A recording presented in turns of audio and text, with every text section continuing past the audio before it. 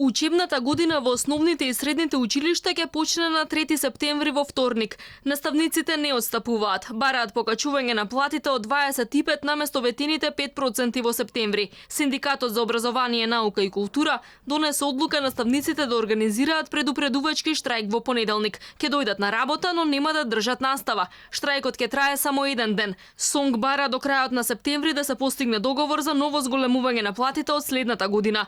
Не се оптимисти дека до недела би можеле да се договорат со Министерството за образование, па школската година да почне навреме, бидејќи договор не паднал ниту на вчерашниот состанок. Вообичаено, кога се штрајкува, се одредува една просторија во која што штрајкувачите ќе бидат, дали ќе биде тоа наставничка канцеларија или ќе биде тоа нека училница, се едно.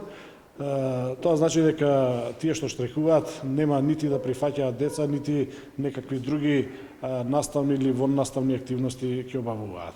Тоа значи дека тој ден практично ќе бидат на работа, меѓутоа нема да ги извршуваат своите редовни работни задачи.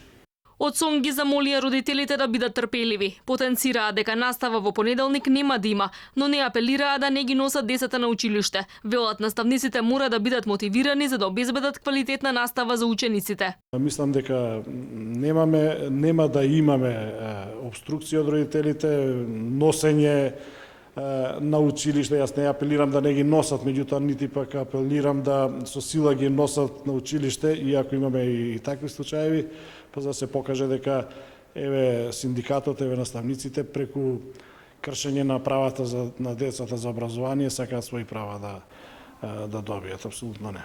Ако и до крајот на следниот месец нема напредок во преговорите со Министерството за образование, СОНГ најавува на тамошни протести. Пропуштените часови учениците ќе треба да ги надополнат во јуни по законскиот крај на школската година.